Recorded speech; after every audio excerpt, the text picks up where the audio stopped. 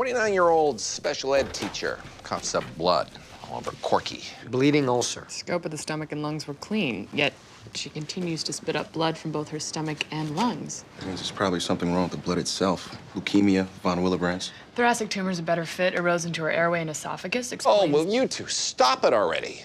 Stop what? Disagreeing. Okay, which one of us shouldn't have an opinion? It's not an opinion. It's a smokescreen.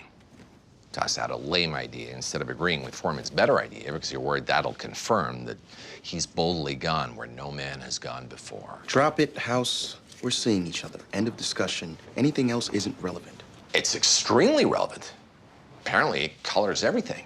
Now I have no idea if you have differing opinions because you have differing opinions or because you're just trying to prove that you can think for yourselves. How about you just judge our ideas on their own merit? Oh, you don't want me to do that? We'll run a bleeding time test, confirm our patient's blood is screwy. And you can come back and pretend to disagree about why. It is the blood, but the clotting proteins aren't the problem. It's her platelets. Look like they had bite marks on them. So now you're agreeing. Either you folded because I gave you crap, or you broke up. We or... disagree, you blame our relationship. We agree, you blame our relationship. Don't you see a problem there?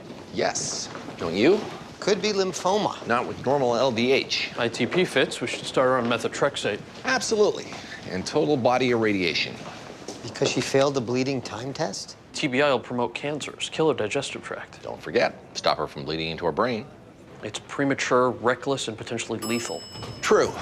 Must be somebody's job to stop me from being reckless and irresponsible. Nobody can stop me from being premature. So, how long until we start the procedure? We already started. Told you you wouldn't feel a thing.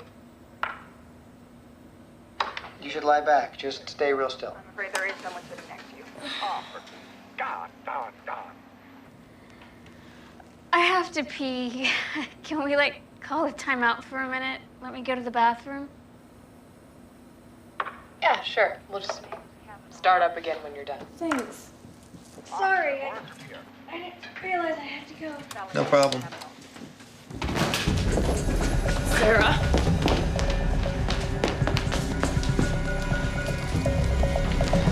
No pulse. Get the paddles.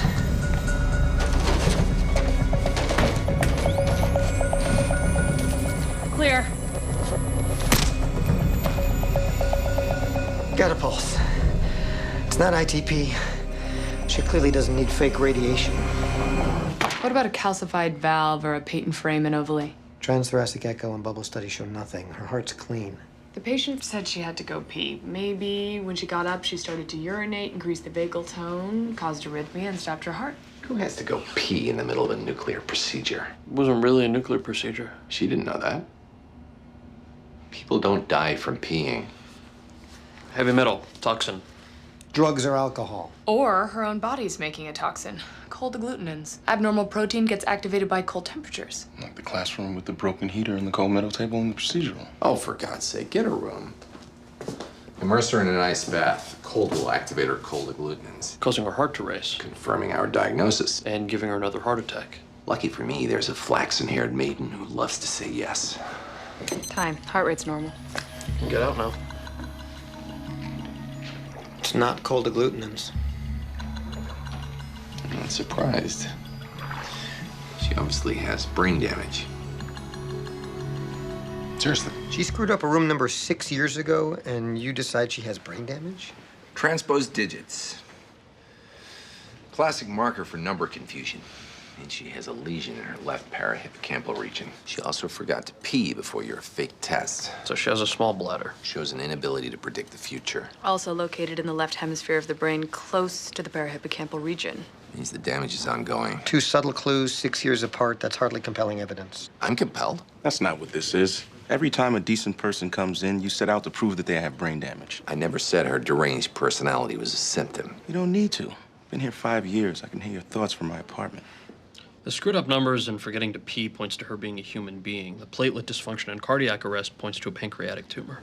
Or multiple sclerosis. Brain is like the internet. Packets of information constantly flowing from one area to another. Plaques in her brain, like a bad server, slow down the flow.